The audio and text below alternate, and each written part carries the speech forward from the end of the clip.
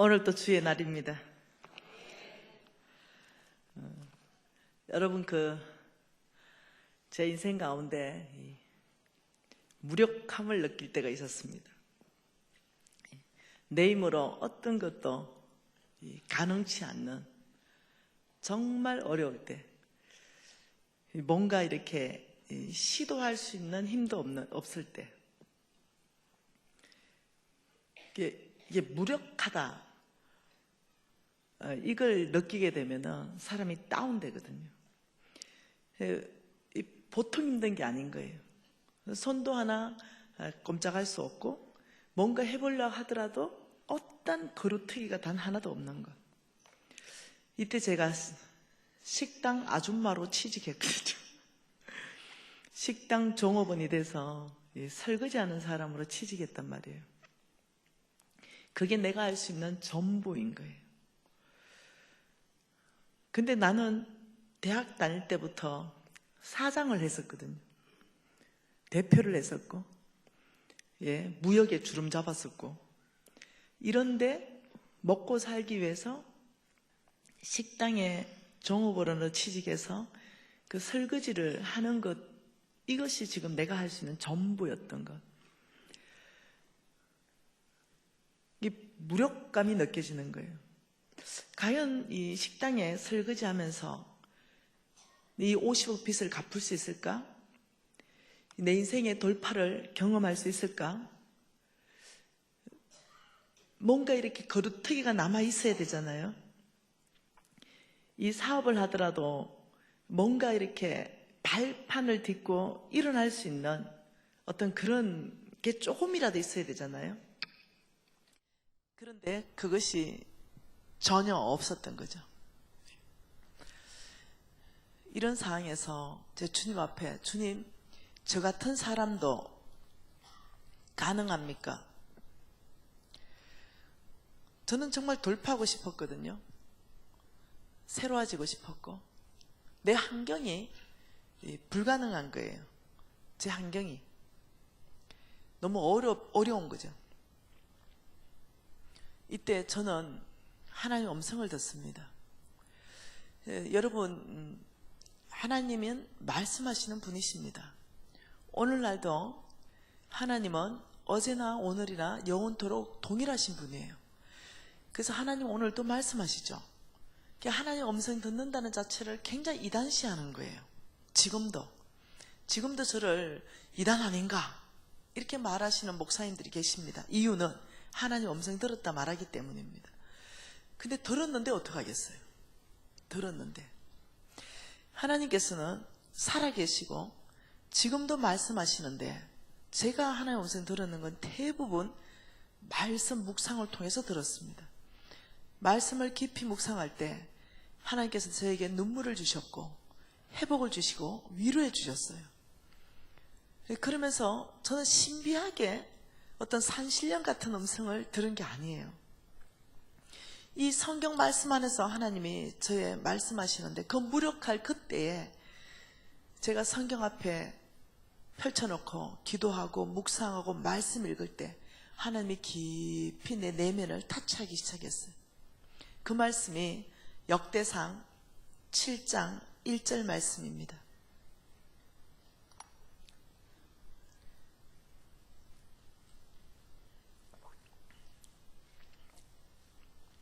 역대상 7장 1절.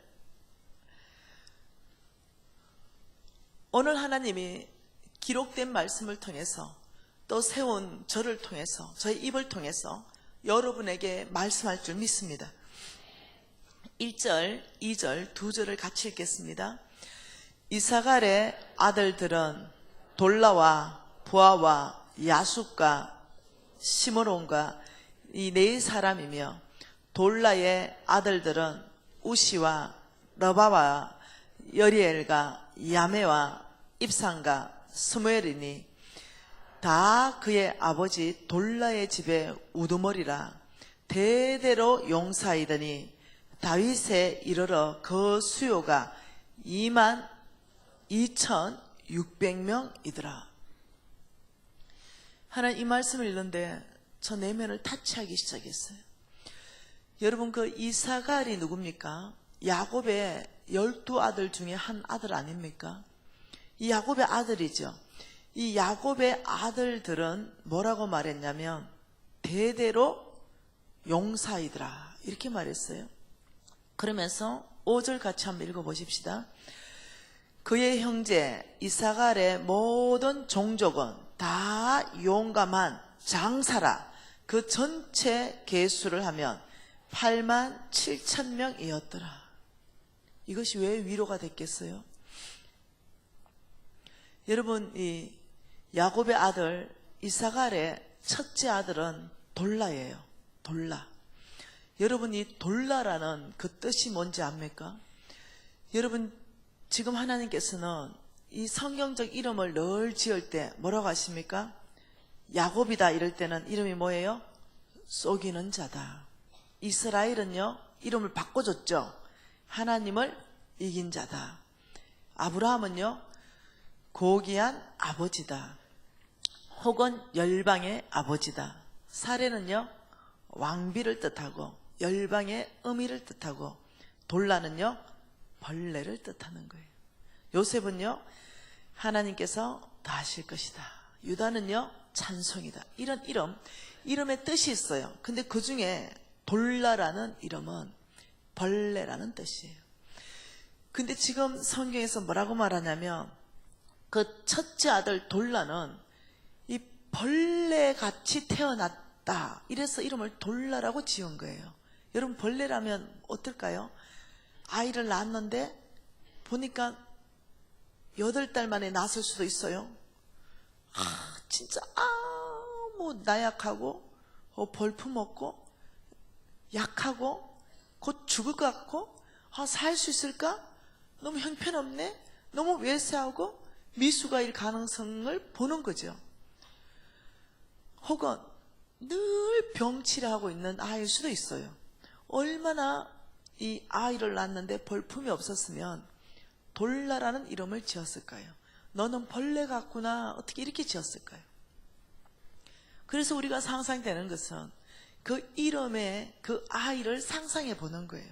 그런데 놀랍게도 이 돌라는 대대로 돌라 집안은 용사이고 그 이사갈의 모든 종족은 용감한 자. 그리고 이 다윗의 시대에는 22,600명의 용감한 용사들을 배출했다.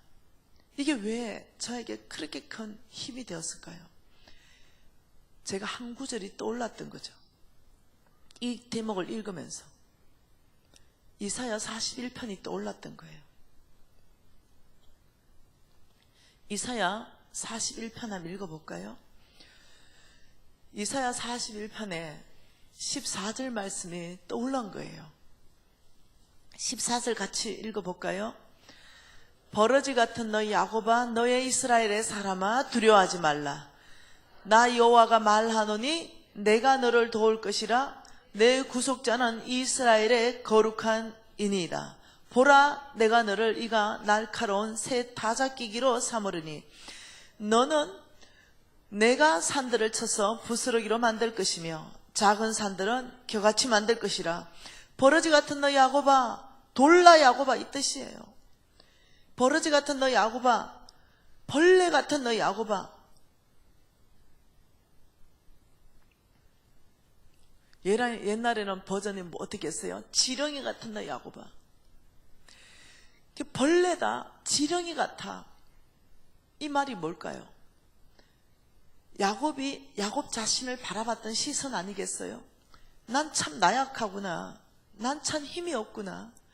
난 참 지렁이 같구나. 하나님이 창조하신 모든 창조물, 그 피조물 중에 가장 힘이 없는 짐승 이러면 지렁이 아니겠어요? 밟아버리면 죽어버리는 거. 지렁이 같은 너 야곱아, 너 이스라엘의 사람아. 하나님이 이 말씀을 통해서 저에게 말씀하기 시작했어요. 너는 너 자신을 지금 지렁이처럼 여기고 버러지 같은 너 야곱처럼 돌라로 여기구나. 나약하고 힘이 없고 아무것도 할 수 있는, 어떠한 것도 시도할 수 없는 그런데 야곱에게 하시는 말씀이 두려워하지 말라. 그 이유를 명확하게 말하는 거죠. 나 여호와가 말하노니 내가 너를 도울 것이라. 이 말씀으로 하나님이 나한테 말씀하시는 거예요. 미진아, 두려워하지 말라. 내가 너를 도울 것이기 때문에 두려워하지 말라. 너는 네 자신을 바라보는 그 시선에서 눈을 들어라. 그리고 전능자, 너를 도우실 그분 전능자, 그분을 네가 바라봐라. 그러면서 41절에 보라, 너는 눈을 들어 너 자신을 바라보던 그 눈에서 눈을 들어 전능자 하나님을 바라보라. 그 하나님이 벌레 같은 돌라 같은 너를 이가 날카로운 새 타작기기로 만들 것이다.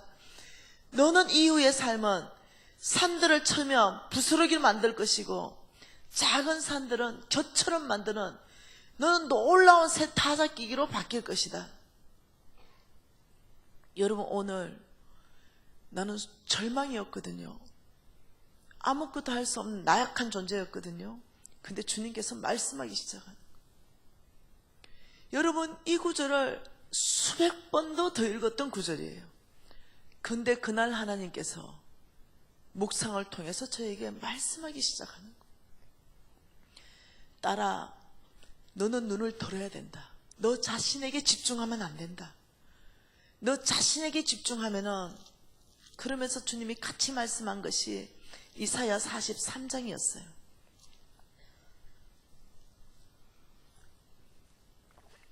이사야 43장 19절을 말씀하셨죠. 같이 읽을까요? 보라, 내가 새 일을 행하리니 이제 나타낼 것이라. 너희가 그것을 알지 못하겠느냐? 반드시 내가 광야의 길을 사막의 강을 내리니. 미진아, 너는 눈을 들어 새 일을 행하시는 전능자 하나님을 바라보라. 너에게 새 일을 행하시는 분은 전능자 하나님이시다. 광야에 길을 내시는 분, 그 사막에 강을 내시는 분은 전능자 하나님이시다. 너는 눈을 들어 너 자신에게 집중하지 말고 전능자 하나님께 집중하라. 그런데 조건이 있다. 그게 18절이다. 같이 읽습니다. 너희는 이전의 일을 기억하지 말며 옛날 일을 생각하지 말라. 보라, 내가 새 일을 행하리니. 미진아, 너는 이전의 일을 기억도 하지 말아야 된다. 너는 지나간 옛날 일을 생각도 하지 말아야 된다. 왜? 생각이 곧 너를 잡아버리기 때문에. 이전의 일, 지나간 일, 실패자, 너 실패했던 삶, 너 부도났던 삶, 너 소망이 끊어진 이 삶, 이거 보지 마라. 이거는 생각에서부터 지워버려라. 왜? 생각이 너를 사로잡게 하지 마라. 그 실패가 너의 생각을 사로잡게 하지 말라. 너는 눈을 들어 너를 도우실 그분이 누구신지 보라. 그 하나님은 전능자이기 때문에 너의 환경을 넘어가게 할 것이다. 너의 상황을 바꿔갈 것이다. 그분이 광야에서 길을 만드실 것이다. 저는 광야에 있었거든요. 저는 방향성을 잃어버렸죠. 어디로 가야 될지 몰랐거든요. 저는 사막 한가운데 있었어요. 저는 목말랐죠. 저는 배고팠어요. 근데 주님께서 딸아, 말씀을 통해서 하나님 제게 말씀하시는 거예요. 하나님 음성이 들리는데 어떻게 해요? 딸아, 내가 너에게 광야의 길을 낼 것이고 사막의 강을 낼 것이며 너는 시대에 영향력을 발휘하는 사람으로 내가 만들어 갈 것이다. 제가 놀랬죠. 왜요? 말씀이 들리는 거예요. 역대상 12장 말씀을 하나님이 또 하셨죠, 저에게. 역대상 12장입니다. 32절 말씀을 했죠. 32절 같이 읽어볼까요? 이사갈 자손 중에 시세를 알고 이스라엘이 마땅히 행할 것을 아는 우두머리가 200명이니 그들은 그 모든 형제를 통솔하는 자이며 서불론 중에는 모든 무기를 가지고 전열을 갖추고 두 마음을 품지 아니하고 능히 진영에 나가서 싸움을 잘하는 자가 5만 명이요 납달리 중에서 지휘관 1000명과 방패와 창을 가지고 따르는 자가 37,000명이요 단 자손 중에는 싸움을 잘하는 자가 28,600명이요 아셀 중에는 또 요단 중에는 루벤 자손은 갓지파는 므낫세 반지파는 쭉 나오는 거죠. 그런데 제 눈에 고정은 32절에 하나님이 고정시키는 거죠. 이사갈 자손이 누굽니까? 이사갈의 첫째 아들 돌라, 그 벌레 같은, 벌레라고 이름 지은 그 자손이 하나님이 놀랍도록 그 이사갈 자손 중에는 리더 그룹으로 200명을 뽑으셨어요. 그리고 그 모든 형제를 통솔하는 자이다. 통솔자. 이사갈 자손 중에 첫째 아들 돌라. 네. 이 중에 리더 그룹을 몇 명을 뽑았냐? 200명을 뽑아가지고 그 모든 형제를 통솔하는 자이다. 이 말씀을 통해서 하나님 저한테 말씀하는 거예요. 여러분, 리더는 뭐예요? 리더의 정의는 뭡니까? 리더는 권위가 있는 사람입니까? 위치예요? 리더는 위치입니까? 위치가 높은 사람. 이게 리더의 정의예요? 아니죠. 진짜 참 리더의 정의는 뭐예요? 영향력이죠. 영향력. 리더의 참 정의는 영향력을 행사하는 사람. 두 번째는 뭐예요? 권위가 아니라 책임이죠. 리더는. 네. 근데 주님께서 이 이사갈 자손 중에 이 200명을 따로 또 뽑아가지고 놀랍도록 그 모든 형제를 통솔하는 자를 뽑은 그 이유를 명확하게 말씀하시는데 너무 놀란 거죠. 그 이유를 뭐라고 말씀하십니까? 그 이유를 첫째, 그 이유가 뭐예요? 시세를 안다. 시세를 안다. 둘째 이유가 뭐예요? 이스라엘이 그의 백성들이 마땅히 행할 것, 마땅히 행할 일, 마땅히 행할 것을 안다. 이걸 안다는 거예요. 이게 리더로 뽑는 기준이라는 거예요. 몸이 약하다, 너의 능력이 없다, 아무 힘이 없다, 이건 하나님께는 아무 문제가 안 되는 거예요. 하나님께서는, 하나님이 쓰시는 사람은 그게 아니라는 거예요. 내가 리더로 쓸 사람은 시세를 보는 눈이 있는 자. 이게 뭐겠어요? 때를 안다는 거예요. 때. 시세는 때예요. 때. 여러분, 때는 이겁니다. 지금 하나님의 구름이 멈췄느냐? 백성들에게 때를 알기 때문에 마땅히 백성들에게 행할 길을 제시해 주는 거예요. 지금 하나님의 구름이 멈췄어요. 여러분, 멈추십시오. 하나님의 구름이 움직여요. 여러분, 하나님이 저쪽으로 움직입니다. 하나님의 역사가 저기 있어요. 여러분, 저쪽으로 움직이셔야 됩니다. 마땅히 어디로 백성들이 움직여야 될지 말할 수 있는 거예요. 왜냐하면 시세를 분별할 수 있는 눈이 있기 때문에. 하나님이 일하시는 방법을 알기 때문에 지금 이때가 일어설 땐가, 지금 이때가 앉을 땐가, 지금이 나아갈 땐가, 지금이 멈출 땐가, 지금 온 전 세계 안에서 하나님이 무슨 일을 하고 계신가, 하나님이 지금 우리나라 안에서 무슨 일을 하고 계신가, 이 영적 통찰력을 갖는 거예요. 그리고 말하는 거예요. 이쪽으로 움직이십시오. 하나님이 지금 이 일을 행하십니다. 이런 사람은 하나님의 때를 분별할 줄 아는 사람은 그의 백성이 어떻게 움직여야 되는지 마땅히 행할 것을 제시합니다. 하나님은 이사갈 자손 중에 그 200명을 그 전체를 통솔하는 자로 세웠다는 거예요. 여러분, 저는 이 말씀을 통해서 따라 내 앞에 더 깊이 나오라. 내가 행할 일을 가르칠 것이며 내가 너가 어떻게 살아야 될 것도 가르칠 것이다. 자꾸 하나님 앞으로 깊이 나오라고 말씀하셨어요. 너의 지금 벌레 돌라 같은 상황, 너가 지금 식당에 가서 설거지를 해야 되는 이 상황을 내가 넘어가게 할 것이다. 너는 너 자신을 벌레 같고 지렁이 같이 여길지 모르지만 너는 눈을 들어 하나님을 보라. 내가 너를 날카로운 새 타작기기로 만들 것이며 너의 타작기기는 얼마나 날카로운지 산들이 들어가면 그 산들이 다 부서져 버린다. 그 산들이 다 평지가 되어버린다. 나는 너에게 광야의 길을 낼 것이며 사막에 강을 내서 너를 마시게 할 것이다. 그러면서 역대상 16장 말씀을 또 주셨죠. 9절은 하반절이죠. 안 찾으셔야 됩니다. 여호와께 전심으로 향하는 자를 위하여 나는 나의 능력을 베풀어 줄 것이다. 전심으로 하나님의 조건은 아무것도 없었어요. 저를 새롭게 재창조하시는데, 하나님 저를 새롭게 쓰시는데 하나님의 조건은 아무것도 없었어요. 뭐요? 내 앞에 깊이 나오라. 나를 의지하라. 광야의 길을 내시는 분은 여호와라. 이걸 믿느냐? 네 자신의 능력을 보느냐? 네 자신의 한계 안에 갇혀 있겠느냐? 크신 여호와, 전능자 여호와께 네가 올인하겠느냐? 하나님 이것을 말씀하셨어요. 저는 그때 모든 내 힘, 내 능력, 내 지혜를 또다시 한번 십자가 앞에 꿇어 잡았습니다. 아버지, 믿음으로 살겠습니다.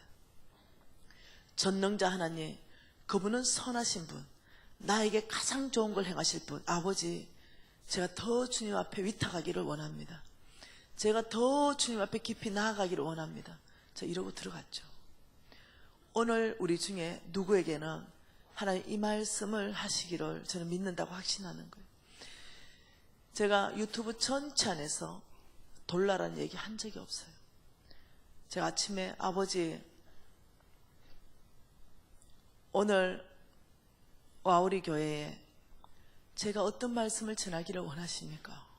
라고 기도할 때 새벽에 주님이 내 옛날에 그때 내가 허덕이고 울었던 모습을 그대로 다시 보여주셨죠. 오늘 이 안에도 너와 같은 이가 있고 너와 같이 내가 역사할 사람이 있다. 그들을 위로하고 그들을 새롭게 세우기를 원한다는 마음을 너무 강하게 주신 거예요. 여러분, 자신을 바라보면 한계 안에 갇힙니다. 상황을 넘어가지 못합니다. 그러나 이 상황을 넘어가게 하시고 이 환경을 넘어가게 하시는 그분은 전능자이십니다. 그분은 온 우주 만물의 창조주이시죠. 이분은 아빠이십니다. 이분이 내 앞으로 더 깊이 나오라.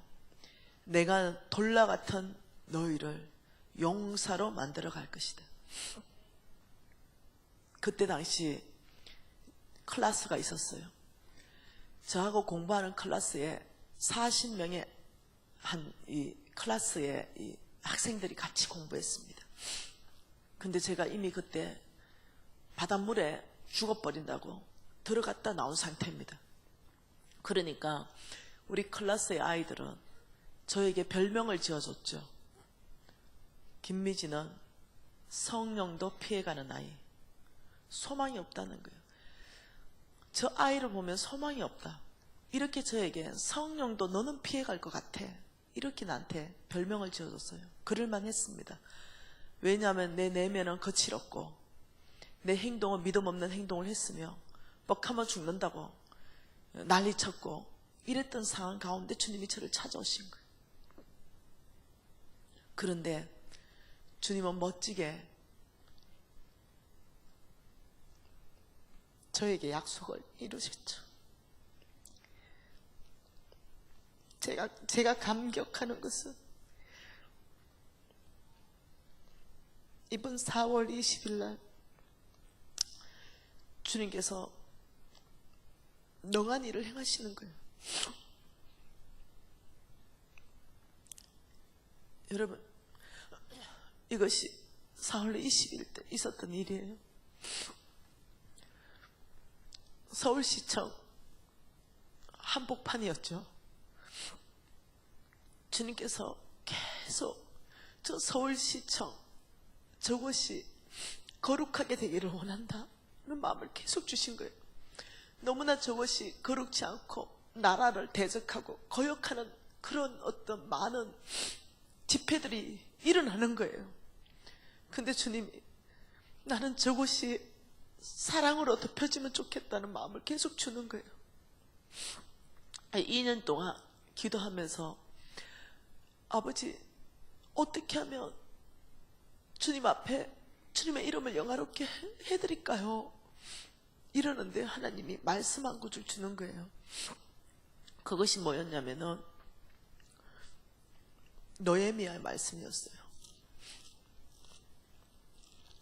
느헤미야 9장 말씀이었죠.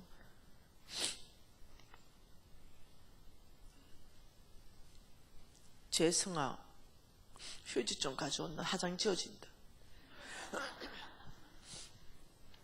느헤미야 9장 말씀이었는데 느헤미야 9장 9절부터 좀 읽어보고 싶습니다. 주께서 우리 조상들이 애굽에서 고난을 받은 것을 감찰하시며 홍해에서 그들의 부르짖음을 들으시고 이적과 기사를 베푸사 바로와 그의 모든 신하와 그의 나라 온 백성을 치셨사오니 이는 그들이 우리 조상들에게 교만하게 행하셨습니다. 주께서 오늘과 같이 명예를 얻으셨나이다. 근데 이 구절을 묵상하는데 갑자기 하나님이 저에게 마음을 주시는 거예요. 나는 온 땅 안에서 나의 이름을 가장 아낀다. 나는 온 땅 안에서 나는 나의 이름의 명예를 되찾고 싶다는 마음이 드는 거예요. 왜요? 옛날에는 30년 전에는 40년 전에는 예수쟁이다 이러면요 칭찬이었어요. 예수쟁이 착한 사람, 예수쟁이 거짓말 못하는 사람. 요즘은요 예수쟁이 이러면 욕이에요. 어떻게 저것들은 물에 빠지면 주댕이만 뜬다 이런 거예요. 실천 없는 크리스찬 이건 거예요. 그런데 오늘 보니까 주님께서 이 말씀을 통해서 내가 언제 이 땅 안에서 그 이방인들에게 명예를 얻게 되는가? 그것은 기적과 이적과 기사가 드러날 때, 홍해가 갈라질 때 우리 하나님 명예가 얻어지는 거죠. 그래서 뭔지 알았어요. 어저께 제가 우리가 나누는 삶을 통해서 500의 기적을 만들어낸다 그랬습니다. 우리가 죽을 수밖에 없는 자들을 우리가 치유해주면 그는 살아나고 그는 하나님께 영화롭게 하는 거예요. 이런 걸 통해서, 이 기적을 통해서, 나누는 삶을 통해서 이 기적, 5병의 기적은 우리 지금 이 자리에서도 적시로 만들어낼 수 있잖아요. 이걸 통해서 하나님의 명예는 되찾아진다는 거예요. 이해하게 되었죠. 하나님이 그의 교회에게 무엇을 요청하는지 이해하게 되었어요. 그리고는 아버지, 이 일에 우리 NCMN을 써주십시오. 온 땅에 하나님의 명예를 더 높이는데 아버지 저를 써주십시오. 그때 주님께서 서울시청 저기를 주의 사랑으로 덮기를 원하셨어요. 그런데 서울시청 장소가가 얻기가 어려워요. 근데 놀랍도록 하나님께서 허락하셨습니다.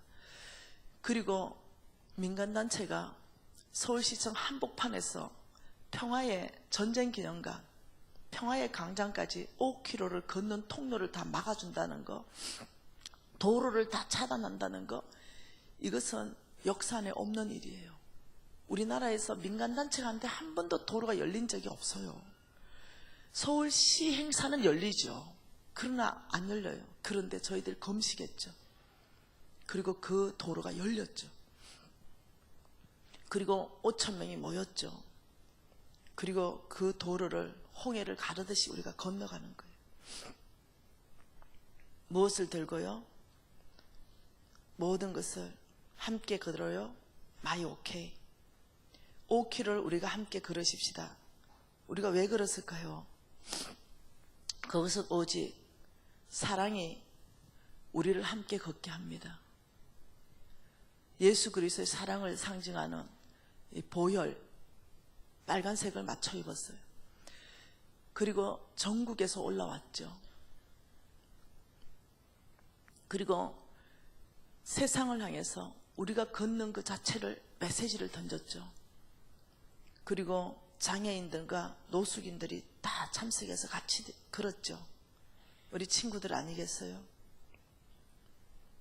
네, 우리 친구들, 노숙인들, 이들과 함께 우리는 5km를 걸었죠.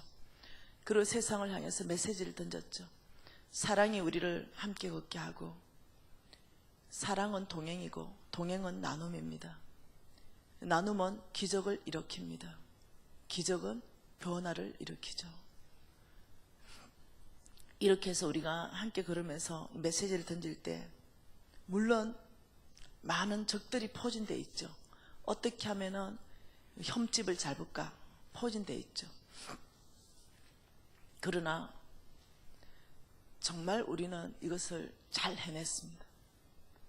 그리고 주님 앞에 모든 걸 영광 돌려드렸죠. 주님 앞에 아버지, 이 땅을 거룩하게 덮습니다. 이 친구는 내 친구입니다. 네, 제가 가장 어려울 때 밥 먹을 데가 없어서 이 친구가 거주하는 창안복지재단 1급 장애인들만 있는 여기에 제가 도망갔습니다. 밥 얻어 먹었죠. 그렇게 친구들 불렀어. 얘가 내 안다고. 야, 니하고 내가 친구다 이러는 거예요. 예. 이 친구는 나만 보면 좋다 그러는 친구. 이 친구는 나만 보면은 이렇게 동무해요. 저하고 친구라고. 내가 밥을 먹여주면 입으로 다 흐르고 이랬죠. 네.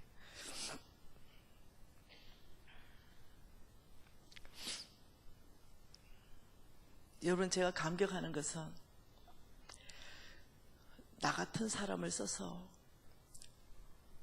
어떻게 하나님이 이런 일들을 해 가시는지,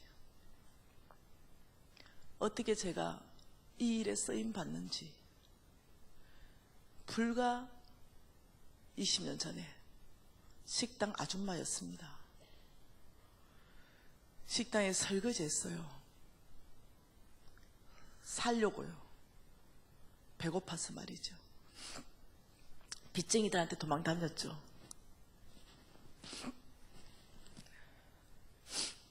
그리고는 저는 살아냈습니다. 방법은 오직 하나님 방법으로 살아냈습니다. 여러분한테 도전하고 싶은 거죠. 나의 하나님은 살아계시다는 거. 여러분, 기독교는 DMZ가 없습니다. 비무장지대가 없다는 거예요. 여기에 살든지 저기에 살든지입니다. 믿음으로 살든지 불신앙으로 살든지. 양쪽 다리 걸치는 거 아니에요. 딱 그 중심에 들어가면 이 두 가지로 딱 나눠지는 거예요. 저는 오늘도 나의 하나님을 온 땅 안에서 명예롭게 하는 거, 이게 저의 사명입니다. 여러분과 함께하고 싶습니다. 우리는 내년에도 이 일을 할 것이고 여러분 교회를 초청합니다. 우리는 사순절 날 전날 했죠. 5km를 걸으면서 그 다음날이 부활절이었어요.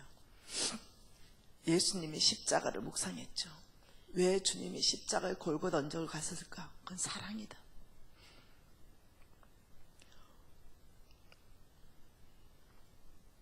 여러분 함께 하십시다. 우리가 이 일이, 교회가 일어나야 됩니다. 지금 이 시대적 상황이, 여러분 잘 알잖아요. 70년대 안에 들어와 있습니다. 70년 안에. 지금 이 시대 상황이 어떤 상황이냐? 이 70년 만에 하나님이 회복시킨 사건들을 여러분 기억하시잖아요. 다니엘이 예레미야서를 읽었지요. 예레미야 25장과 29장을 읽었죠. 다니엘서 9장과 10장을 읽어보면 다니엘이 이렇게 고백합니다. 내가 예레미야가 쓴 책, 이걸 읽다가 하나님의 뜻을 깨달았다. 그게 뭐냐면 예레미야 25장 29장이에요. 그래 그 25장 29장에 뭐가 있냐? 70년 만에 내가 너희를 돌아오게 하리라. 이 말씀이 있어요. 그래가지고 다니엘이 계산해 보니까 70년인 거예요. 그래가 다니엘이 뭐라고 했냐면 내가 금식하고 하나님께 기도하기로 결심했다. 이랬어요. 그 다니엘이 회개하고 금식하고 기도했죠. 왜? 하나님의 역사를 이 땅에 끌어오는 데는 누구의 기도가 필요하기 때문입니다. 하나님은 중보기도 가운데 역사하시죠. 그래서 하나님은 이렇게 말합니다. 다니엘이 기도하는 첫날부터 그의 기도가 응답받았다. 그러나 21일 동안 영적 전쟁이 있었죠. 그리고 하나님은 미카엘 천사를 풀면서 그 전쟁을 승리하면서 70년 만에 하나님은 하나님의 역사를 이루어 가시죠. 1차 포로로 잡혀간 것이 BC 606년입니다. 그리고 1차 포로에서 기한된 게 BC 536년, 정확하게 70년 만에 기한합니다. 여러분 성경 안에 70년 주기는 굉장히 중요한 주기입니다. 그런데 여러분 잘 알잖아요. 예루살렘이 파괴되고 유다가 멸망한 것도 BC 586년이에요. 그런데 스룹바벨 성전이 완성된 게 BC 516년이에요. 70년 만입니다. 여러분 그 볼셰비크 혁명이 성공하면서 소련이 1917년에 공산주의를 선언합니다. 그런데 고르바초프가 공산주의를 종언을 선언한 게 1987년, 정확하게 70년 만입니다. 그리고 1980년 시문을 보십시오. 소련 사망, 이렇게 국민일보에 났죠. 그것도 정확하게 70년 만에 소련이 무너집니다. 여러분, 북한이 공산주의를 선언한 게 1945년입니다. 남북한 분리되어서 독립국가로 그냥 세워버린 게 1953년이에요. 1953년을 기점으로 본다면 2023년이 70년 주간이에요. 지금 70년 만에 통일된다는 보장은 없어요. 그건 아무도 모릅니다. 그러나 역사 안에서 이 70년 주간은 굉장히 중요한 주간이에요. 6년 농사 짓고 1년 시기하시죠. 여러분 이 70년 주간 안에 하나님이 능한 일을 행하셨고 우리나라는 이를 위하여 온 교회는 대각성운동이 일어나야 됩니다. 회개해야 됩니다. 하나님이 북녘 땅에 회복을 주기 위해서 교회들은 대각성운동에 들어가야 됩니다. 그리고 정말로 회개하고 하나님은 남북 통일이 목적이 아닙니다. 하나님의 목적은 전 세계를 섬기는 코리아로 나아가게 하는 게 목적입니다. 여러분 88 올림픽을 보십시오. 감히 우리가 할 수 없었던 거예요. 근데 88 올림픽을 통해서 하나님이 하신 일이 뭡니까? 세계 속에 한국을 알리셨습니다. 여러분 2002년 한일 월드컵을 통해서 하나님은 세계와 어깨를 나란히 하는 한국을 위상을 높이셨습니다. 그리고 지금은요, 하나님께서 전 세계를 섬기는 코리아로 준비하라는 겁니다.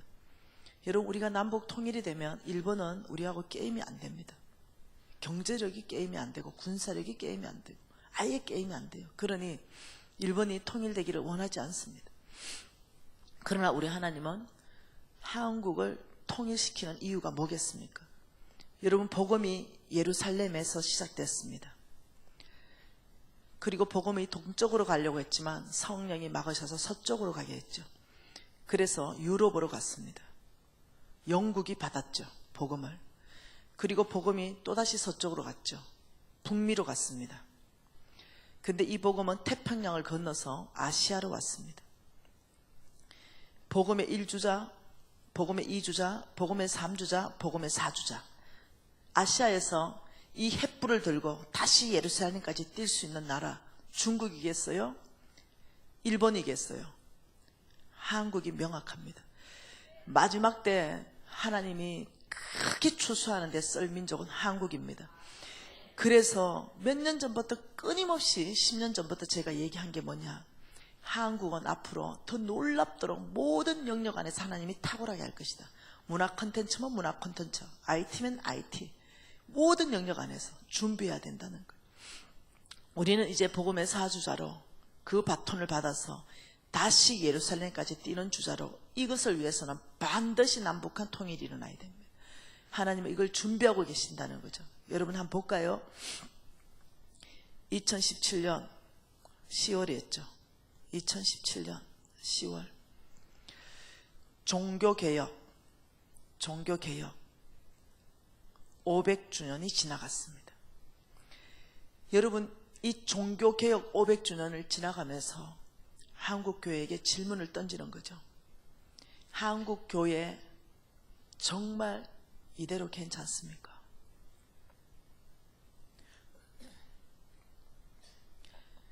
목사님들한테 질문을 던지는 거죠. 목사님, 종교개혁으로 생겨난 기독교, 예수의 피값으로 세워진 기독교, 목사님들은 정말로 괜찮습니까? 이대로. 장로들한테 한번 던져볼까요? 장로님들 정말로 교회다운 교회로 만들어가고 있습니까? 성도들한테 질문 한번 던져볼까요? 여러분 정말로 교인답게 살고 있습니까? 크리스찬으로? 아니면 종교인입니까?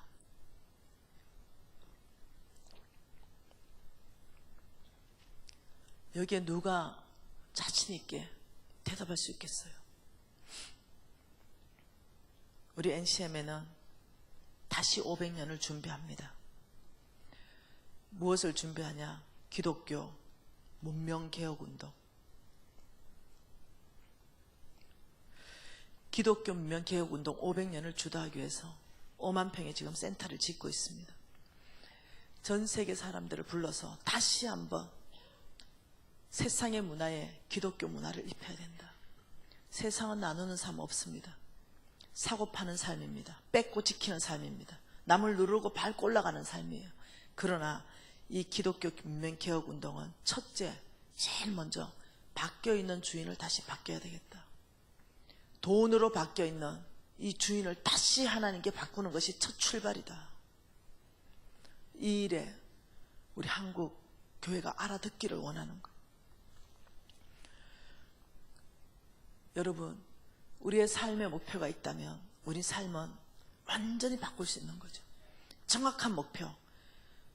그게 뭐겠어요? 여러분의 삶의 목표는 무엇입니까?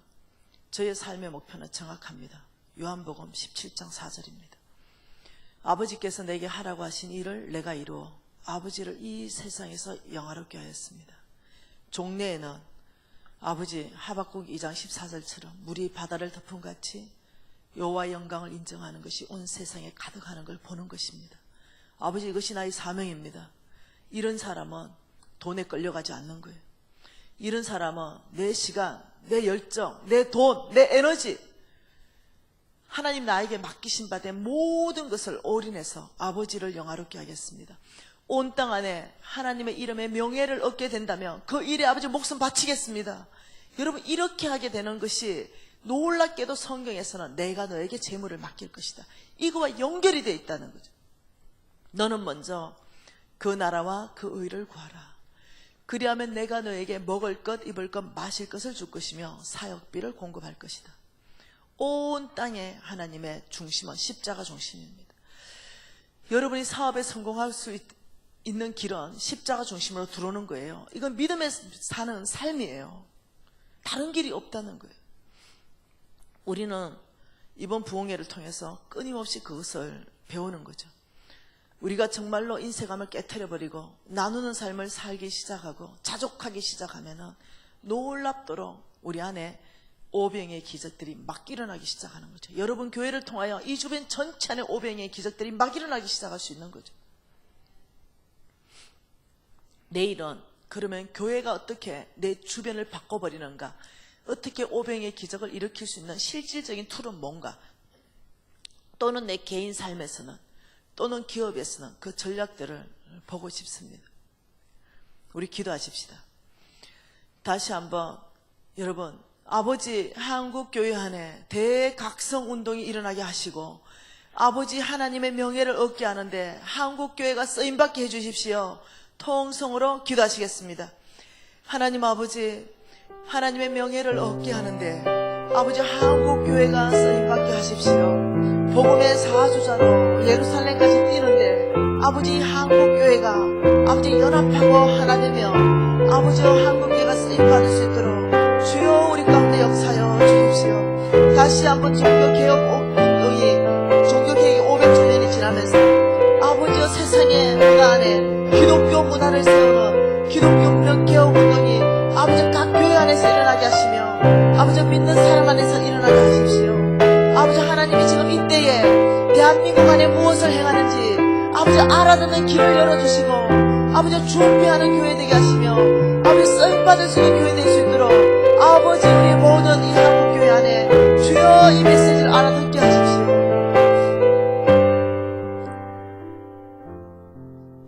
아버지 한국교회를 주님 쓰시려고 준비하는데 먼저는 대각성운동이 일어나게 하시고 세상의 문화에서 정말 기독교 문화를 세워가는 이 교회들 되게 하셔서 제4주자로 힘있게 예루살렘까지 뛸 수 있도록 주여 한국교회를 써주시옵소서. 아버지 한국교회 안에 아버지 주께서 신선한 기름 부으심으로 부어주셔서 아버지 각 사람이 회개하고 돌이키는 대부흥을 허락하여 주십시오.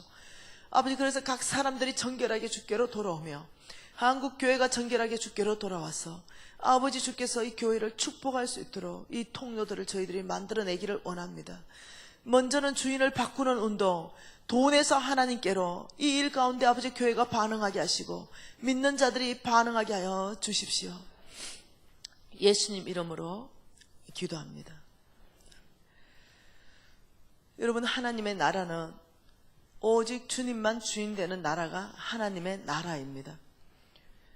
여러분 우리는 아브라함의 DNA로 어제는 첫 번째 믿음을 봤습니다. 아브라함은 삶의 영적 DNA 두 가지, 아브라함은 영적인 DNA 두 가지. 우리는 아브라함의 시로 아브라함을 닮아야 된다고 말했어요. 이 믿음에 대해서 봤죠. 두 번째 하나님이 왜 아브라함을 선택했을까? 아브라함은 사실은요 복받을 만한 사람이 아니에요. 아브라함의 그 가족력은 형편없죠. 아브라함의 아버지는 데라지요. 우상을 숭배했습니다. 아예 우상을 깎아서 만들어서 업으로 삼았던 집안이에요. 하나님이 진노할 집안입니다. 지금으로 비유한다면 그냥 무당 정도 생각해도 되겠어요.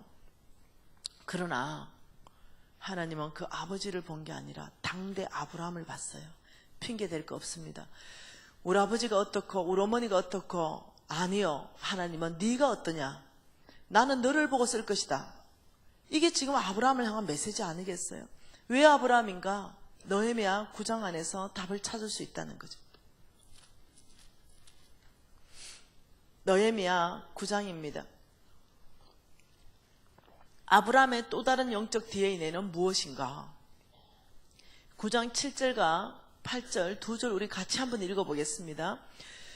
주는 하나님 여호와시라. 옛적에 아브라함을 택하시고 갈대아 우르에서 인도하여 내시고 아브라함이라는 이름을 주시고 그의 마음이 주 앞에서 충성됨을 보시고 그와 더불어 언약을 세우셨다. 자, 여기 놀라운 말씀이 있어요. 하나님이 옛적에 아브라함을 택하신 그 정확한 이유를 뭐라고 말하냐면 6절에서 아브라함의 마음이 주님 앞에서 충성됨이 보여졌기 때문에 그 다음에 그와 더불어 언약을 세우셨다. 아브라함의 영적 DNA 두 번째는 충성입니다. 충성.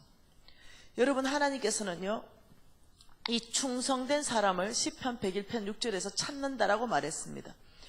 내 눈이 온 땅을 살핀다. 충성된 자를 찾는다. 내가 그와 더불어서 살 것이다. 그리고 잠언서 25장에 뭐라 합니까? 이 충성된 자는 추수한 날에 얼음 냉수같이 주인의 마음을 시원하게 한다. 하나님이 뭐라 합니까? 모세가 실수했죠. 모세가 실패했습니다. 그러면 안 되는 거였어요. 네, 구스여자 데리고 오면 안 돼요. 그런데도 데리고 왔어요. 그런데 하나님이 놀랍도록 이렇게 말했죠. 내 종 모세를 비방하기를 두려워하지 않느냐. 아, 모세가 비방받을 짓을 다 했거든요. 하나님의 뜻은 이거였어요. 왜 내 종 모세를 비방하느냐. 잘 들으세요. 여러분이 축복의 마지막 단계는 반드시 통과하게 하는 것이 영적 권위 감옥입니다. 이걸 반드시 통과하게 합니다. 여러분, 다윗이요, 마지막에 통과한 감옥이 뭐였냐면 영적 권위입니다. 옷자락을 뱄죠. 왕복을 뱄습니다. 왕복을 뱄다는 것은 무엇을 의미하겠어요? 왕복을, 옷자락을 베니까 성령이 다윗의 마음을 깊이 찔리게 하였다, 이렇게 말하는 거예요. 그게 다윗이 알아들은 거죠. 옷자락을 뱄을 때, 이놈, 내가 세운 왕의 권위에 네가 도전하느냐? 이거예요. 그 두 번째, 사울을 죽일 수 있었지만 절대 안 죽입니다. 물병만 가지고 나오죠. 그 이후에 다윗이 이렇게 말합니다. 그 전에 부하가 죽이자 이러니까, 아니, 여호와께서 기름 부은 자를 내 손으로 치는 것을 하나님이 금하였다. 그러니 그가 잘못했다면 병들어 죽거나 전쟁에 나가서 죽게 하는 것은 하나님 소관이다. 내가 할 것은 그냥 하나님이 세우신 그 권위에 순복하는 거다, 이렇게 말하는 거예요. 잘못된 지도인데도 말입니다. 여러분, 이해됐어요? 다윗이 물병만 딱 가져왔을 때 하나님이 바로 다윗의 왕의 수업을 끝내고 바로 왕으로 등극시킵니다. 그게 마지막 수업이 통과하는 거예요. 처음에는 뭐라고요? 창을 던졌죠. 못 본 척했죠. 되돌려 던지지 않았죠. 피하기만 했죠. 도망 다녔죠. 그런데 마지막에는 영적 권위라는 최고 어려운 과목을 통과하게 하는데, 모세가 구스 여자 데리고 왔을 때도 마찬가지예요. 여러분 보세요. 여기는 모세예요. 그리고 양옆으로 여기에 아론입니다. 여기는 미리암이에요. 자, 여기에 미리암이에요. 여기에 아론이에요. 여기에 모세예요. 이거 뭐겠어요? 이 권위 구조를 나타내는데, 이거는 가정의 권위 구조예요. 이거는 사역의 권위 구조입니다. 그런데 모세가 실수했습니다. 잘못했어요. 그러니까 아론과 미리암이 이렇게 말했댔어요. 모세를 비방했더라, 이렇게 했어요. 비방. 자, 비방은 훈계하고 틀립니다. 모세를 훈계했다면 가정의 권위 안에 들어갑니다. 그러면 미리암은 누나로서 모세를 훈계할 수 있습니다. 비방했다, 이 말은 모세를 훈계하는 게 아니라 다른 사람한테 가서 입을 막 놀렸다는 거예요. 모세 말이야 그러면 되나? 모세 말이야 그러면 되나? 이런 식으로 다른 사람한테 막 비방한 걸 얘기하는 거예요. 이것은 사역권이 안에 바뀌어버리는 거죠. 이때 하나님이 이빨 열받으신 거예요. 야, 미리암 데리고 오고 아론 데리고 와. 내 종 모세를 비방하기를 두려워하지 않는 미리암, 너에게 문둥병을 준다. 모세가 잘못했는데 벌은 미리암이 받아요. 이게 왜냐? 내가 세운 영적 권위에 도전했다는 거예요. 이게 여러분, 권위는 오직 주로부터 나온다 했어요. 그 사람이 잘못됐으면 하나님이 세운 주의 종 하나님이 죽일 거예요. 이해되나요? 하나님 알아서 할 거라고요. 내가 치는 걸 거맞다는 거예요. 그래서 미리암이 거의 정말로 시겁하죠. 여러분 아셔야 돼요. 우리 어머니가 이렇게 말했습니다. 제가 우리 어머니를 존경하는 이유는 평생에 우리 가족이 복받으려면 교회 권위에 대적하지 말고 세우신 담임 목사 권위에 대적하지 마라. 교회가 잘했든 못했든 담임 목사가 잘했든 못했든 하나님이 세웠다. 하나님의 몸된 교회며 하나님의 몸된 종이다. 기도만 해라. 하나님이 잘못된 건 선악간에 심판하실 것이다. 이것이 우리 가정이 가장 복받는 길이다. 우리 어머니 굉장히 총명하신 분이에요. 몰랐어요 처음에는. 그런데 나중에 알았죠. 이게 얼마나 큰 복인지. 여러분, 제가 히어로 캠프가 있습니다. 우리 NCM에는 이 히어로 캠프가 8월 달에는 유스 히어로 캠프가 있습니다. 8월에는 중고생입니다. 1월 달에는 매월 1월 때는 대학생들과 사회초년생 청년들의 히어로 캠프입니다. 이 히어로 캠프 때 제가 깜짝 놀란 사건이 있어요. 어떤 아이가 예배를 하지 않는 거예요. 청년인데 말이죠. 그래서 예수 안 믿는 아이가 많이 오니까 예수 안 믿는 줄 알았어요. 그 청년을 불렀죠. 그리고 잠깐 면담했습니다. 너 예수를 구주로 이번 기한에 영접해라 이러니까 걔가 웃어요. 간사님, 저 목사 아들입니다. 야, 그런데 너 어째가지고 예배를 안 드리냐? 저 교회 잘 나가요. 아니, 예배를 왜 안 드리냐고. 저 예수는 안 믿어요. 아니, 아버님이 목사님이시라면서. 그래서 안 믿어요. 뭐 때문에? 실화입니다, 실화. 우리 아버지요, 이중인격자입니다. 집에 오면은 완전히 장로들 욕합니다. 장로들, 김장로 그 새끼, 이 새끼 이렇게 한다는 거. 아버지를 보니 하나님이 살아계신 것 같지가 않았어요. 안 믿습니다. 실화예요. 또 한 녀석 예배 안 드려요. 그 담배 피우다 걸렸어요. 불렀어요. 너 예수 안 믿냐? 아이고 간사님, 제가요 3대째입니다. 우리 아버지 장로예요. 근데 왜 담배 피우고 예배도 안 드리고 하냐? 우리 아버지 보니 예수가 없는 것 같아요. 똑같은 말을 했어요. 우리 아버지 집에 오면 목사님을 이놈 저놈으로 욕합니다. 그런데 교회 가면 목사님한테 죽은 척 인사합니다. 또 너무 이중인격자입니다. 이게 아이들이 바라보는 집의 배경이에요. 안 믿는 거예요. 교회는 나온대요. 예수는 안 믿는데요. 너무너무 마음이 아팠어요. 여러분, 저는 우리 어머니한테 돈 10원 받은 적이 없어요. 그러나 믿음을 유산으로 받았습니다. 우리 어머니는 교회에 대해서 나쁜 말을 단 한 번도 하신 적이 없습니다. 자식들 앞에서. 담임 목사님 그림자도 밟지 말아라. 우리 장로님 기름 부은 종이다. 장로님을 담임 목사처럼 섬겨라. 장로님도 그림자 밟지 말아라. 늘 우리한테 얘기했어요. 좋은 말만 했죠. 근데 제가 이제 철이 들었어요. 좋은 일만 있는 게 아닌데 말씀하지 않았던 거예요. 여러분, 집에 가서 자녀들 앞에 교회 욕하는 거 아니에요. 자녀들 앞에 장로님, 목사님들 욕하는 거 아니에요. 자녀들이 교회는 나올지 모르지만 믿음으로 안 살아요. 왜? 우리 어머니, 우리 아버지 사는 거 보니 뭐로 교회를 나가냐는 거죠. 예수님이 정말로 살아계시다면 저렇게 행동하겠냐는 거죠. 이게 현실입니다.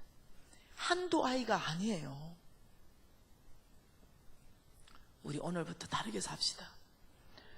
자식을 위해서라도 교회를 퇴적하지 말고, 부족하다 하더라도 주의 종들을 욕하지 마세요.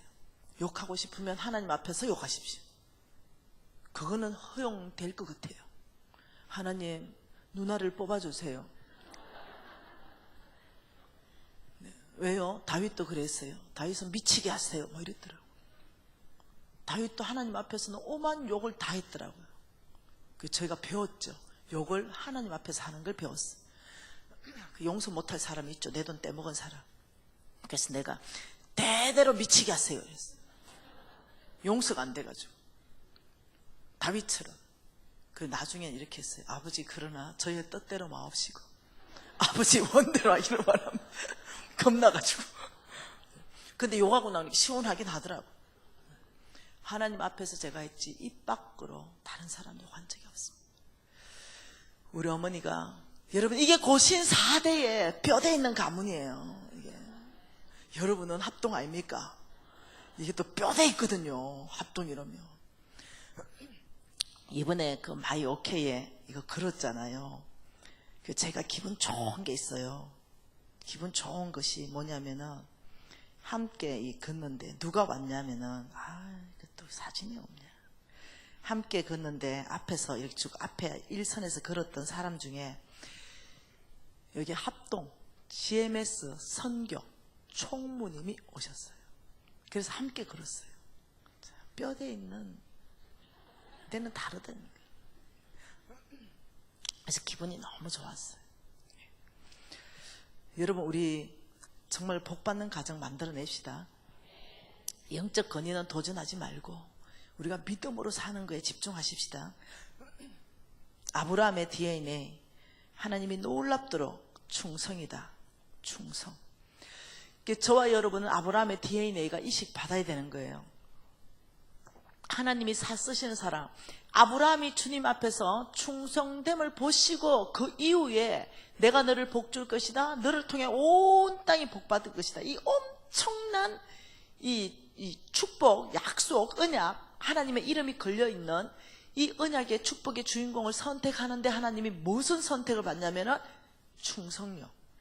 여러분, 충성은요 반드시 믿음의 삶을 사는 것과 같이 연결되어 있습니다.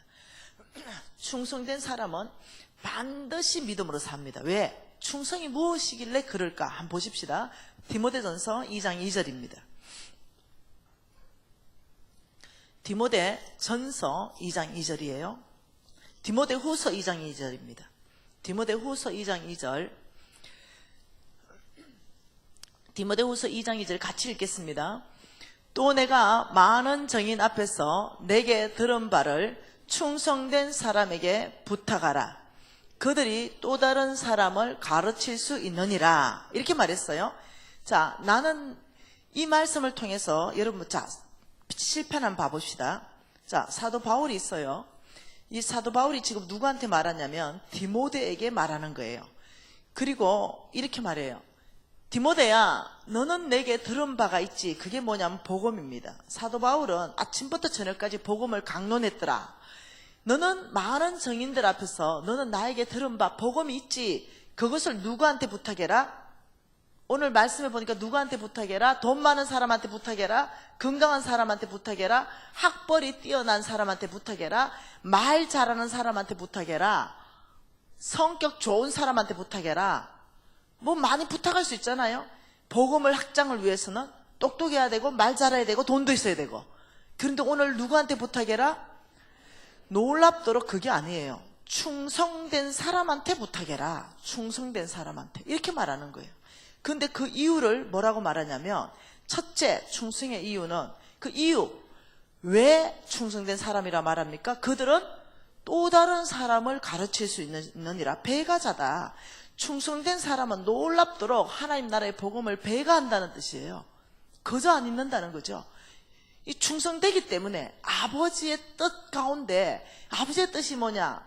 이 복음이 온 땅 안에 전해지는 게 아버지의 뜻인 거예요. 충성되기 때문에 이 사람은 이 아버지의 뜻을 실현시키면서 복음을 배가시키는 거예요. 나는 평생 한 명도 배가를 못 시켰다. 이러면 여러분 기준은 뭐라고요? 나 충성된 것 같은데 아니요. 여러분 이 풍력계와 풍량계를 가지고 바람의 방향과 속력을 정확하게 측정하듯이 항상 말씀이 측정 기준이에요. 말씀이 뭐라냐? 충성된다면 너는 배가자이다. 그렇다면 저와 여러분은 배가 했다면 충성된 사람이에요. 근데 나는 나 하나 겨우 구원받는다? 이렇다면 충성 안 된 거예요. 그거는 그냥 복음 전해도 안 되던데 아니요. 절대 그렇지 않습니다. 10명 전하면 반드시 한 명은 열매 맺게 되어 있습니다. 안 전해서 안 되는 거죠. 내가 전하면 내가 씨를 뿌렸죠?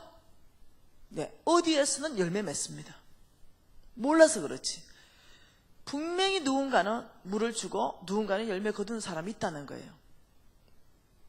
근데 한 번도 복음을 내가 제시 안 하고 복음에 대해서 배가할 생각이 없었다. 저는 여러분 교회에 꼭 다 데리고 나오라 지금 이 얘기를 하는 게 아니에요. 하나님 나라에 대한 복음을 제시하지 않는다? 여러분 이건 충성되지 않는 거예요. 여러분 충성은요, 여러분 공동체가 만일 내가 와우리 교회 소속이다. 그러면 교회에 충성해야 돼요. 복음을 전했고 교회 반경에서 1시간 안에서 교회에 올 수 있다면 우리 교회에 데리고 와야 돼요. 3시간이 되면 그 가까운 교회에 보내는 거죠. 이게 충성이에요. 교회에 대해서 충성하는 것, 네, 이것도 필요한 거예요. 하나님께서는 이 복음을 맡기는데도 충성된 사람한테 맡기는데 12제자 몽땅 충성되는데 그 한 사람 만몬이 잡아갔죠. 네, 만몬에게 뺏겼죠. 그 11명 몽땅 충성됐어요. 몽땅 복음을 배가시켰죠. 여러분 제가 어느 날 알았어요. 나같이 부족하고 배움도 짧고 촌년이잖아요.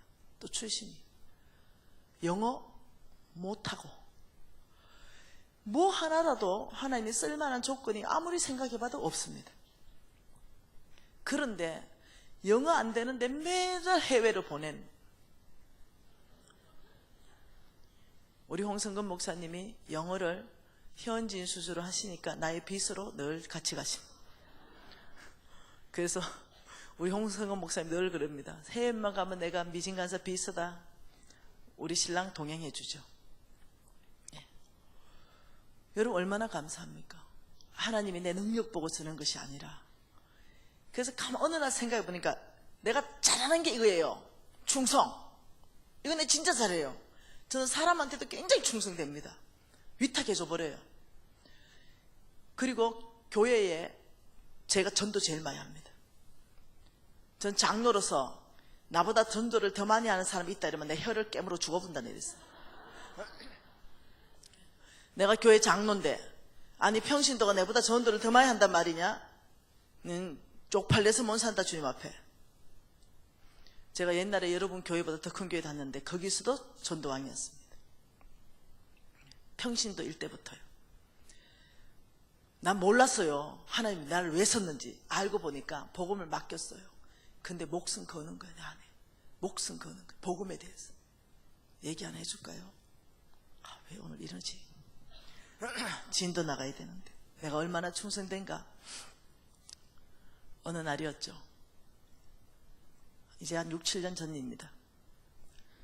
병원에 갔더니 내 아는 의사 선생님이 암인 것 같습니다. 무슨 암? 갑상선암. 우리 신랑 울기 시작합니다.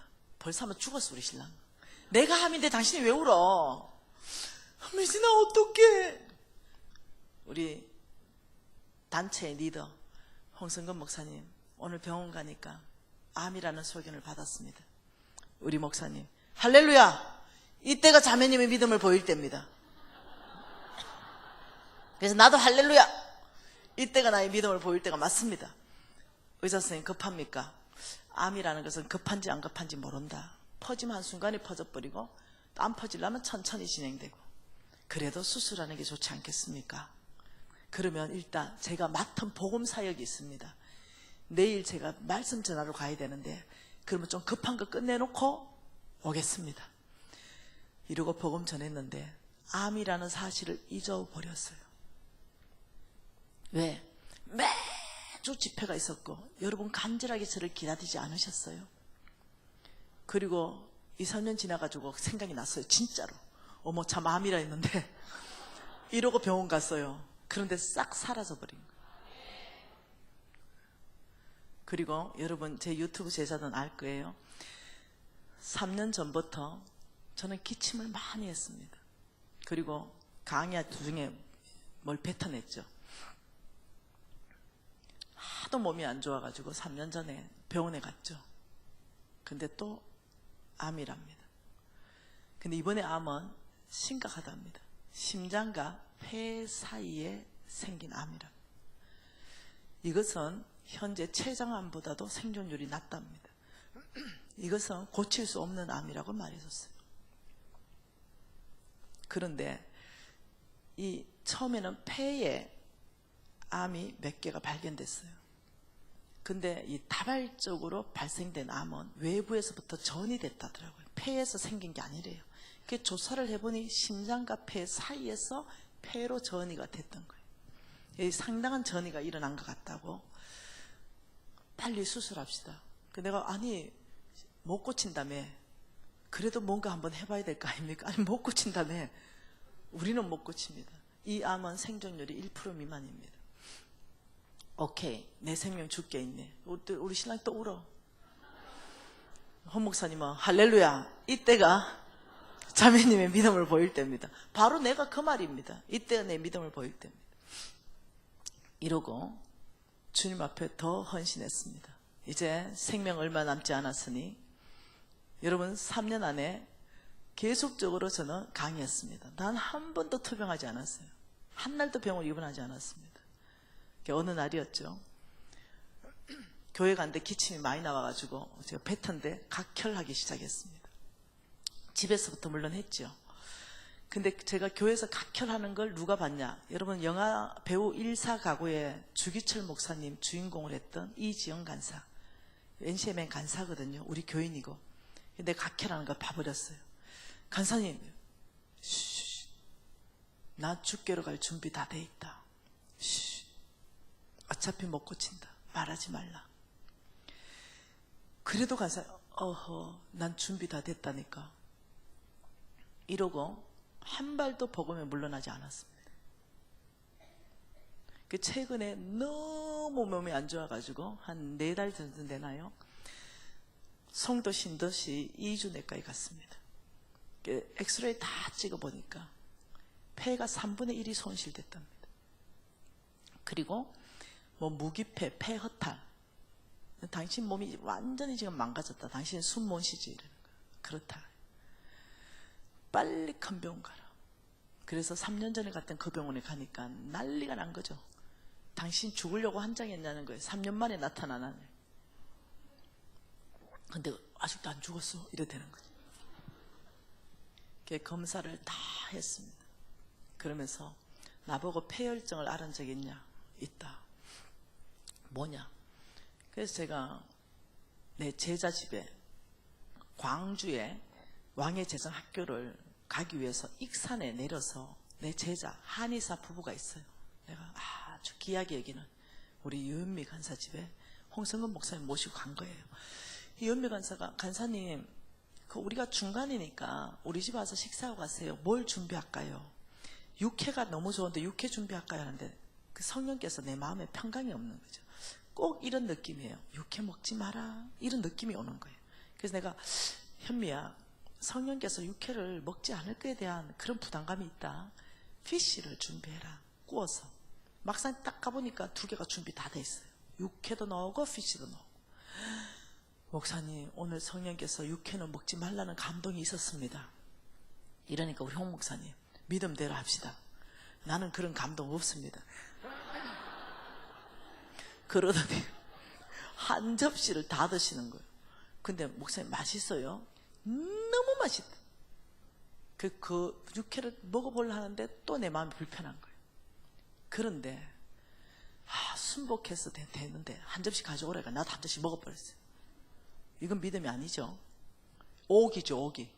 객기죠. 그는 하나님 이미 안 먹을 거에 대한 마음을 줬는데 그날부터 토하고 열나고 하기 시작하는데 처음으로 제 강의에 못 올라가는 거예요. 앞이 안 보여요. 그래서 병원에 입원했어요. 전라도 광주에 가서. 가니까 피검사하고 다 해보더니 폐혈증이 온 거예요. 그래서 폐혈증이라고 빨리 서울로 올라가서 응급 입원해야 된다고, 중환자실 들어가야 된다 이러는 거예요. 그래서 내가, 이게 지금 몇 개월 전 얘기예요. 알겠다 하고 바늘 뽑아버렸어요. 그리고 다시 복귀했죠. 목사님, 나는 이런 생각했어요. 폐혈증으로 죽으나 암으로 죽으나 각혈까지 하니 마지막인데 이리 죽으나 저리 죽으나 똑같은데 하루라도 복음을 되살려야 되겠다. 목사님 마이크 주십시오. 이러고 마이크를 받았어요. 그리고 근데 이제 어지럽고 하나도 안 보이니까 이 탁자를 잡았죠. 그리고 힘을 다해서 복음을 전하고 올라왔어요. 이제 죽겠는 거예요. 진짜로 죽겠는 거예요. 그런데 다음날 주일부터 집회가 있는 거예요. 근데 이 교회는 3년을 기다려서 나만 오도록 기다린 거예요. 이 교회를 취소하고 병원에 입원해야 되는 상황인 거죠. 근데 내가 생각해 보니까 내 생명 끝났다는 생각이 드는 거예요. 굳이 입원해도 별 효과가 없을 것 같아. 그래서 집회를 강행했습니다. 어떻게 집회했는지 지금도 생각은 하나도 안 납니다. 집회 4일을 다 끝냈죠. 4일째 놀랍도록 폐혈증이 싹 고쳐졌어요. 놀라운 일이었죠. 그러니까 이 의사가 가니까 나보고 당신 최근에 폐혈증을 앓은 적이 있냐? 이 얘기를 쭉 해줬죠. 당신 죽으려고 한장했니? 저는 죽게로 갈 준비가 되어 있습니다. 무슨 말을 해도 괜찮으니 편안하게 말씀하세요. 와, 당신 예수 믿냐? 그렇습니다. 저는 이 땅의 삶을 마무리를 다 했고 하나님 보는 게 내 소망인 사람입니다. 제가 믿는 것은 내가 암으로 죽지 않는다는 겁니다. 모양은 교통사고로 죽거나 심장마비로 죽거나 암으로 죽을 수 있겠지만 사명 끝났기 때문에 하나님이 날 데려간다고 저는 확신하고 있습니다. 하나님이 사람의 생명을 주관하시지 그 어떤 것도 생명을 주관할 수 없다고 믿습니다. 내가 암이라 하더라도 사명 안 끝나면 살아있을 것이요, 사명 끝나면 하나님이 데려갈 겁니다. 그러니까 이 의사 선생님이 와, 전도 되겠네요. 그런데요, 선교사님, 당신의 이 염증하고 폐가 찌그러들고 폐가 손실이 일어난 것은 그 폐혈증의 후유증입니다. 그리고 MRI, CT 모든 걸 다 검사했는데 그 3년 전에 있었던 종양들은 지금 단 하나도 없이 다 사라져 버렸습니다. 암세포가 지금 단 하나도 당신 몸에 없습니다. 할렐루야. 박수 좀 쳐봐라.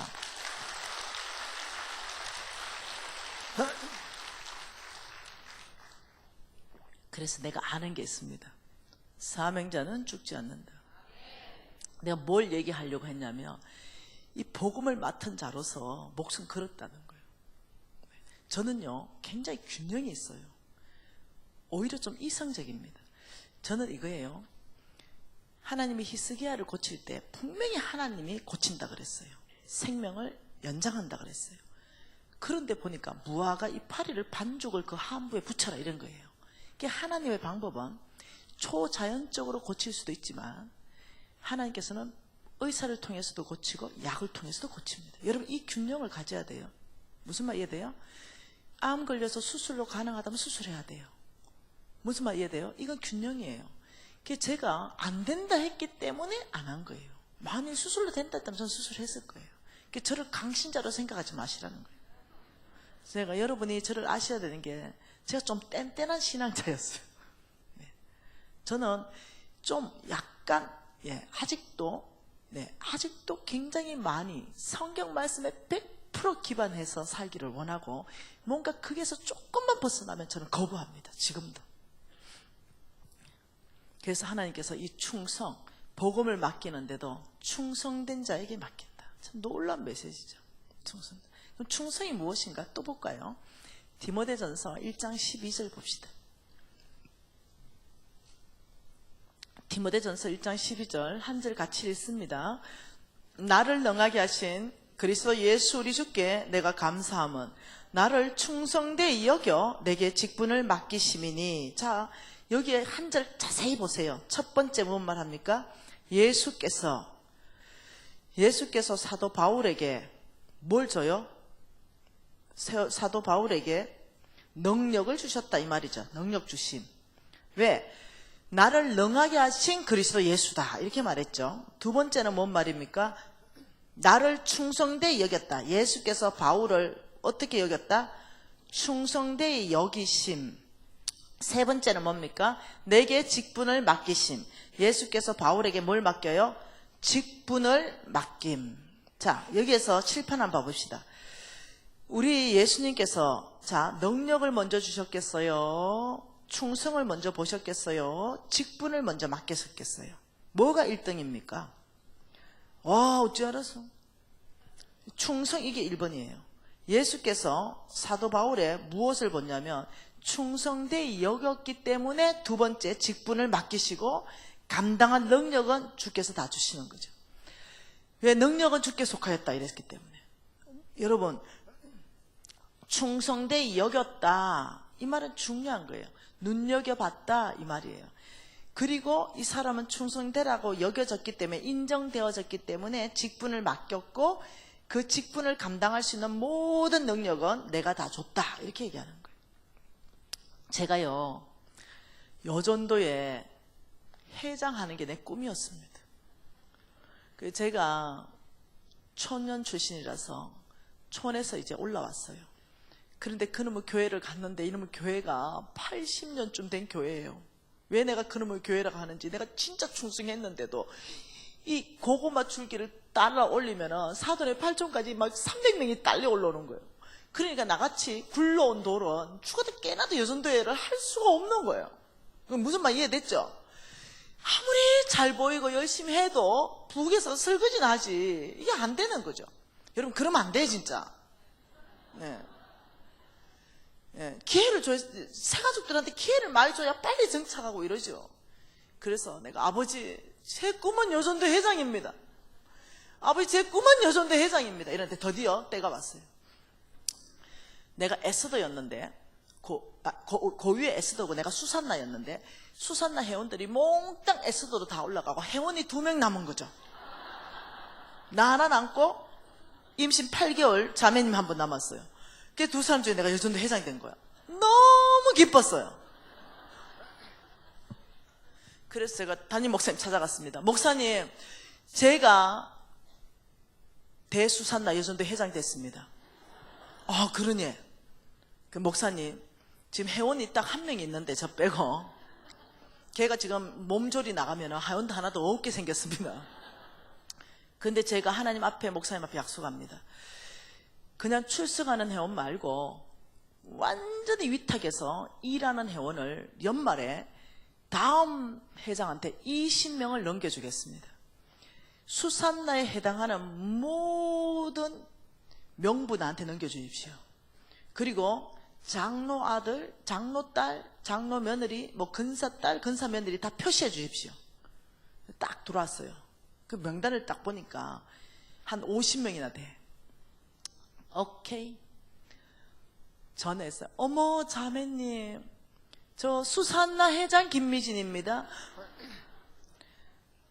저는 우리 부모한테 효도하는 것이 하나님의 뜻인 줄 아는데 부모의 이름을 명예롭게 하는 것이 가장 큰 효도인 줄 믿습니다. 자매님이 장로님 딸인데 수산나 활동을 못하니 장로님이 여전도에서 쪽도 못 쓰고 계십니다.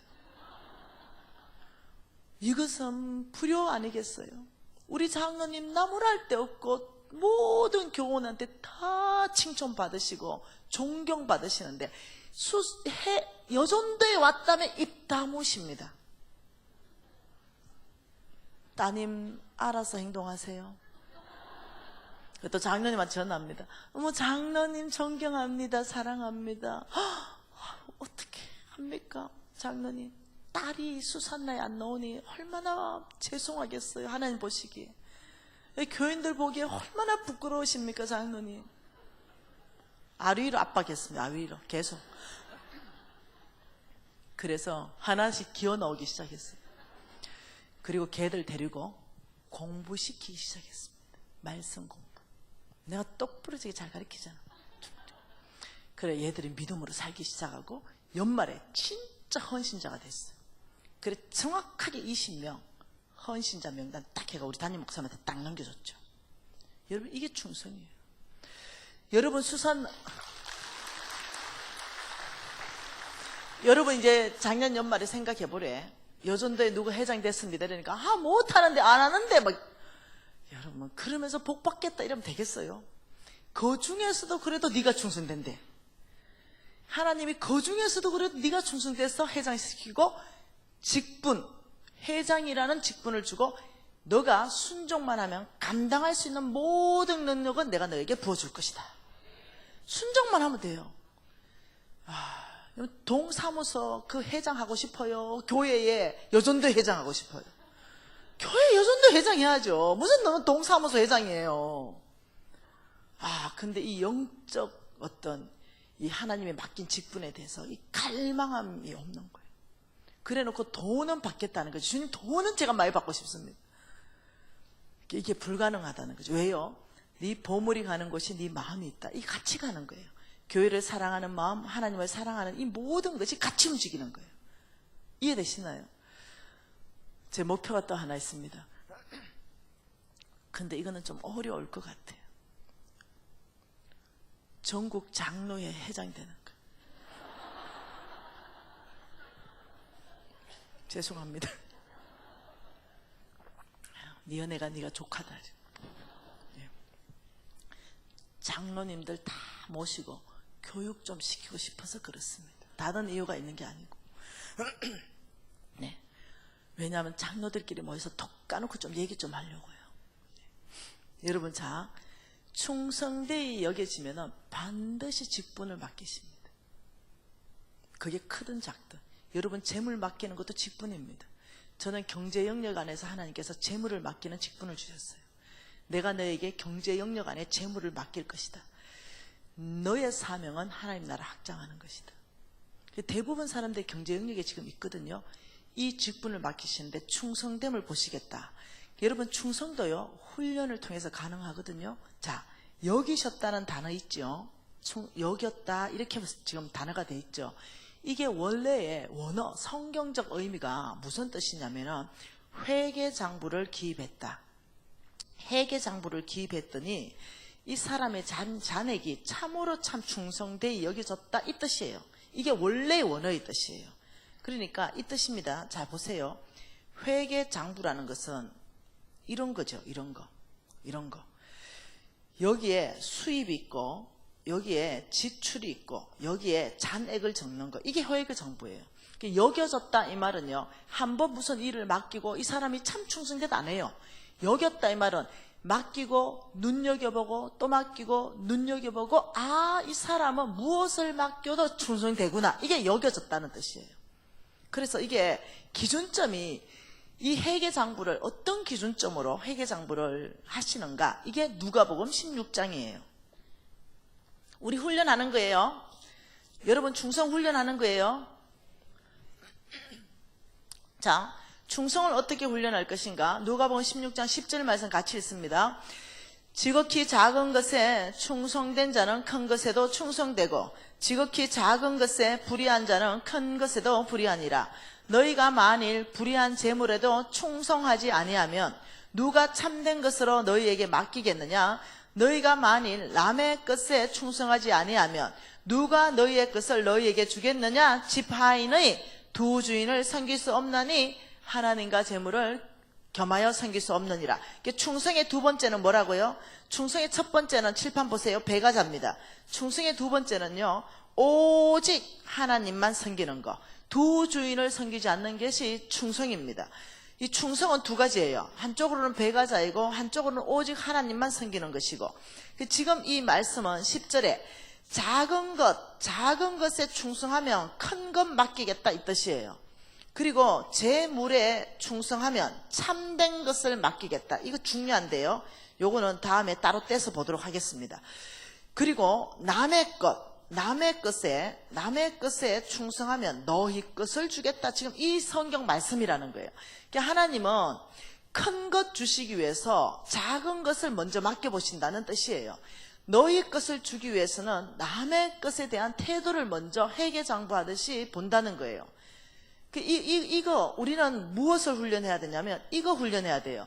어떻게 작은 것에 충성하고 어떻게 재물에 충성해서 하나님께 속한 것, 참된 것을 맡을 것인가. 참된 것은 뭐냐면 예수께 속한 것, 하나님께 속한 것. 요거는 따로 뗍니다. 남의 것에 충성할 때 어떻게 너희 것을 주겠다, 이 말은 여러분 예를 들면 이거죠. 여러분 이제 엘리베이터 타고 갈 때 예를 들면은 저기서 사람이 막 오는데도 막 쿵쾅 눌러보고 내 혼자 타고 내려오는 거, 이런 거 안 좋은 거예요. 이거 한 번 타면 돈이 나가거든요. 좀에 기다렸다가 빨리 오세요 해서 같이 타는 거, 이런 게 작은 게 아닌 거예요. 하나님 나라는 이걸 눈여겨봐서 충성되이 여긴다, 이런 거죠. 집에서는 어떻게 화장지를 말아서 돌돌 말아 쓰다가 교회 오면 돌돌돌돌돌 이렇게 하는 거, 이거 작은 거 재물, 남의 것, 이거 안 되는 거예요. 여러분, 제가 사진 하나 찍은 거 보여드릴게요. 사진 하나 오늘 찍었어요. 이 보세요. 자, 이거 안 되는데, 이거 막아야 되는데요. 죄송해요. 자, 이거. 옆에 요 잘 줄대진 차, 내 차. 이거 완전히 바꿔 물어가지고 여기에 못 들어감. 못 들어가, 차 한 대. 요거 지출, 요 충성 안 돼. 맞죠? 이게 작은 게 아니라는 거예요, 여러분. 하나님 지금 이렇게 말하는 거예요. 이게 작은 일이 아니다. 이런 걸 하면은 돈 맡겨보면 뻔하다는 거예요. 뻔하다. 네. 차를 대도 딱 정중하게 이렇게 잘 돼야 되지. 바퀴 하나 딱 물고 이렇게 되는 거. 그리고 요거 못 쓰게 만드는 거. 근데 이런 것을 하나님은 눈여겨보신다는 거예요. 보통 일이 아니에요. 제가 옛날에 어떻게 했냐면은, 아이고, 교회 복사기를 내 개인 다 복사해 가버렸어요. 악보 복사하러 갔다가 내 필요한 거 싹 다 복사해 가봤어요. 아유, 주님이 찔리게 하는 거예요. 그 어느 날 회개의 제물 이래서 몇 배로 넣어가지고 이름 안 적고 넣었어요. 복사용지 제가 허락 없이 썼습니다. 죄송합니다. 이렇게 놓은 거예요. 이것뿐이겠어요? 옛날에 월세 살 때는 문이 잘 안 열리면요, 짐 들고 나오면서 발로 쾅 차서 닫았어요. 전세 때도 그랬어요. 내 집을 샀네요. 물건 다 내려놓고 조용하게 닫았어요. 하나님이 날 보는 거죠. 잘한다 이렇게. 그래서 제가 이거 심각하구나, 내가 이 충성에 대해서 깊이 인식하고, 제가요 주차 라인 잘 돼요. 여러분 교회 들어오니까 제 주차 자리를 확보했는데, 그 안내하시는 분이 괜찮으니까 2차선을 넓게 대시라고 이러는 거예요. 내가 절대 그럴 사람이 아니죠. 잘 맞춰서 한 라인만 딱 세웠죠. 제가. 아까 그 차 담임 목사님 차디 어느 교회.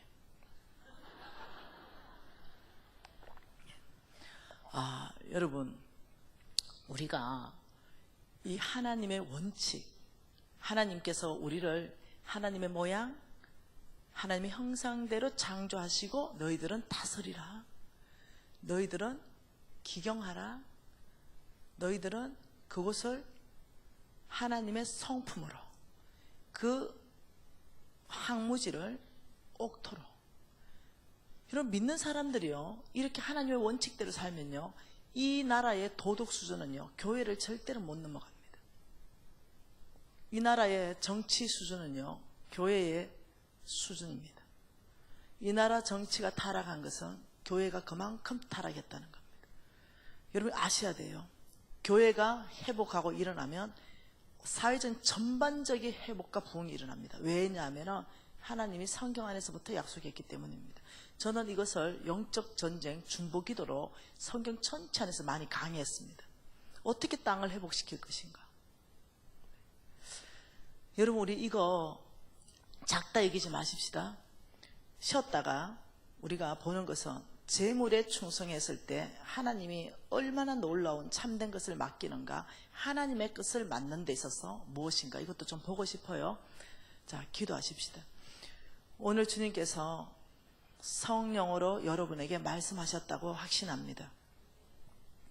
먼저는 너희들은 너 자신을 돌라라고 벌레같이 아무 힘이 없고 나약하다 생각하지 모르지만 눈을 들어 크신 하나님을 바라보라. 내가 너에게 광야의 길을, 사막의 강을 낼 것이다. 그리고 하나님께서는 영적 권위에 대해서, 충성에 대해서 쭉 말씀하셨습니다. 우리가 주님이 나한테 크게 타치한 것, 그걸 가지고 주님 앞에 결단하면서 기도하십시다.